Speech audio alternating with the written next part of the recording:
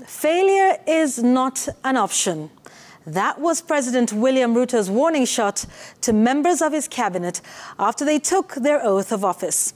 The 24 appointees pledging to uphold the Constitution in the execution of their mandate as the president challenged them to ensure they worked for all Kenyans and delivered on the promises the Kenya Kwanza administration made to the people. Chemtai Goin starts us off.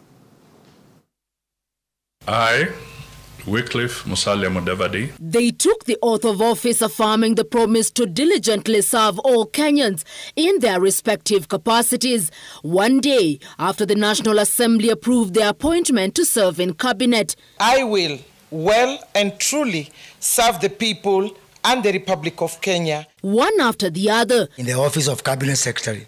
The appointees promised to dedicate themselves to serving the people and shining light into President William Ruto's vision for the country. This in the presence of their family members and a section of the legislature. We have agreed what is right. So if you don't do it, you will not only miss heaven, but you will have a problem with me. In his remarks following the oath-taking, the president didn't mince his words. He demanded excellence from the newly appointed members to the cabinet. You have no option other than to succeed. Failure is not an option, good people. We have a country to look after. We have a plan to implement.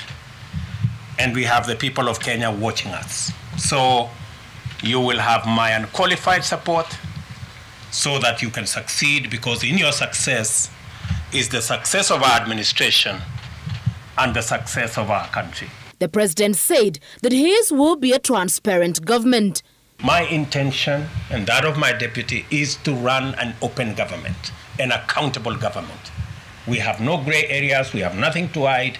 We want to serve the people of Kenya in the context and manner that promotes accountability, promotes transparency, and makes sure that the people of Kenya understand what we are doing. The president warned the new cabinet appointees against selective service delivery. There are regional persuasions. There are community persuasions. I haven't appointed any cabinet for any region or for any county or for any community. I have appointed a cabinet of Kenya. I expect you to respect your oath of office and serve all Kenyans equally.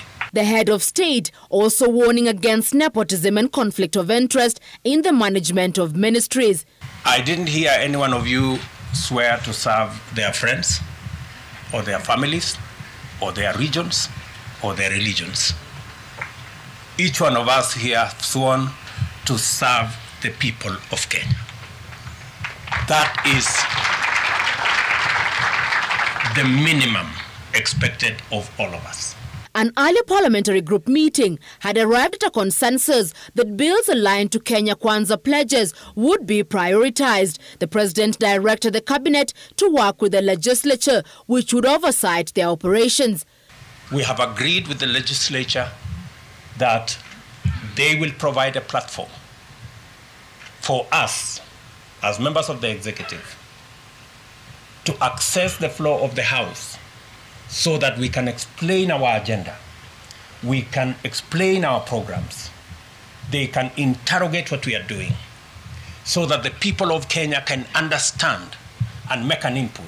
The commander-in-chief saying his administration would stand by the rule of law, which will be the guiding principle. Attention now shifts to the upcoming vetting of principal secretaries who will be the actual implementers of government programs. With the new members of cabinet now proceeding to receive the handover notes from their predecessors, President William Ruto reminded them of their tremendous responsibility to the people of Kenya, to which they must endeavor to deliver on their obligations, with a warning that there was no room for laxity. Chemutai Goin, Citizen TV, State House, Nairobi.